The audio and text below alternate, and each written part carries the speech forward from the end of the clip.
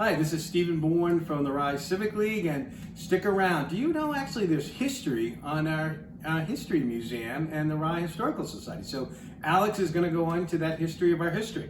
So just in the month of January, a couple key things happened. The town clerk, tax collector Donna Dakota, has officially handed in her notice. She let us know a while ago she was going to step down, and it's really the way the New Hampshire way. For the treasurer, the town clerk, the assistants, they step aside. Their deputy who gets elected, get promoted, they stick around that transition. So Donna's given everyone plenty of runway to handle that, so it's a smooth transition. Swing by in February and thank her for everything she's done and the great help we've got for her over the years. Some of the other news, remember a lot of work, talk about the beach parking. The select board announced that the study that they paid almost $60,000 for, they weren't going to have enough information and weren't comfortable putting a warrant article forward. So that's on the back burner.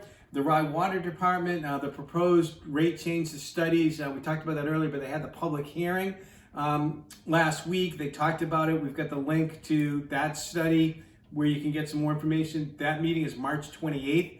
If you live in the Rye Water District, 10 o'clock at the junior high.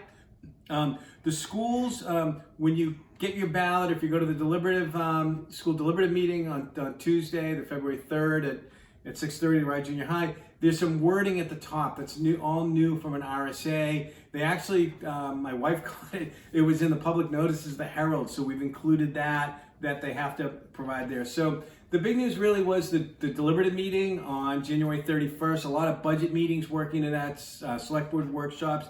We had just slightly over 100 people there talking about that. There's links to the warrant article presentation, the budget presentation we did the Thursday night before. You want to know who's running for office? There's really only 3 contested races. The select board, there's 5 people running for 3 years, 2 people running 1 year, and there's 4 people running for the library. For those 2 positions. Candidate nights will be March 3rd. We'll let those candidates know. Our town monitor, Nia Parrott, is saying how she wants to do it, making little tweaks from last year. But some of the things you missed if you weren't there for that riveting time and got to have the Seacoast soup and the Common Roots food and participate in the Civic Fest and got to walk around and talk to town departments. Some of the discussions happened. I'd say the most was around the fuel station at the transfer station. The fueling station, it needs to be replaced, but the question is, should it go there or not? There was a petition warrant article for $1.4 million, really going to cost more than that. It was shifted to study with $75,000 put towards studying. Maybe what can we do? What are the options? Hopefully be a pro cons, what we can do better than some of the studies we've gotten. Let's see, some of the other things that you missed. Let's see, there wasn't a green sheet there. A number of things were printed incorrectly. The sewer was printed incorrectly. The $64,000 for the police chief's deputy car, that came out of the wrong fund. The budget committee actually did not recommend a couple of the smaller warrant articles. That was printed wrong. And there was a couple other changes that had to happen. There was no green sheet, so that summary of the finances, that the town chose not to provide that. So that wasn't there. And also, there was a CBA agreement, but the budget committee and the select board approved the CBA for the town employees. Turned out that they did not come to agreement, even though we had the dollars. So they don't have a CBA agreement for the town employees, and that question was asked, and we found out. So that was really the highlight. What's coming up? February, you can enjoy the skiing, the cross-country skiing. But we'll be putting out more information on the warrant articles. The presentations have been updated with what happened at the deliberative session. And then before March, we'll put the summary of all the warrant articles and promote the candidates night on March 3rd. That's a Tuesday. So you're done listening to me. Here's the history of our history. Here's Alex. Hello, everybody. Here we are by the home fires in February, keeping ourselves inside and keeping warm. Today we're going to talk about the birth of the Rye Historical Society, and I'm holding a framed newspaper article here that hangs inside the town museum for everybody to see, and they can see how and why it was formed. So we had a bicentennial commission formed in '75 to get ready for all of the activities and events that they planned for 1976 for the bicentennial year. And we will be doing some of that this year as well. For instance, bringing back the 4th of July parade, which was very common occurrence for the latter decades of the 1900s. But what happened is that these bicentennial commissions that received some federal funding, and one of the only requirement really was to create something lasting.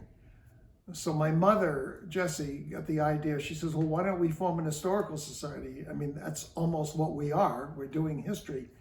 But this would be a permanent historical society, just like you have all over the country. And so what you see here in this newspaper article is a gathering of people here. And of course, there was no museum, so they gathered at the library, which sort of served as our museum. And on here, you see Louise Tallman, who was a charter member, my mother, charter member, and Esther Parsons, a very well-known name, of course, because of Parsons Field.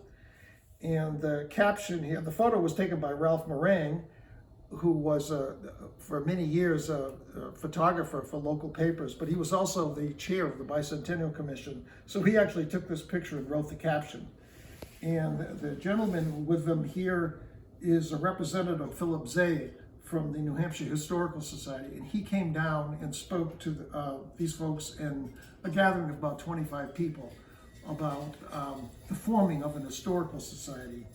And then this was on January 29th, 76, and on February 10th, the first society meeting was held. Gail Miles was elected president. They had other officers, and they made plans for the future. And one of the first plans they made is, let's have a house tour. And many of you will remember, it was just 3 years ago, we had a great house tour right here in Rye Center for the holiday as part of that celebration that kicked off Rye 400. So that was, I believe, in December of 2022. So the house tours went on, restoring graveyards, and almost immediately the Historical Society began having public programs at the library on history. Might be on Rye history or something related to state or national. I mean, just an incredible variety of things. We actually have a pretty good record of most of the programs that we have done over the last 50 years. So that's a great record in itself. And these history videos that we do here for the Civic News, they are actually becoming, we're well into our 4th year of doing these history videos. So you get a 2-for-1 special. You're getting the highlights, the political highlights of the month, but you're also getting a different history story about Rye. So lots to celebrate this year with the 300th anniversary of the parish of Rye, and that means church and town government, and we'll be talking more about that in April when that actually happened.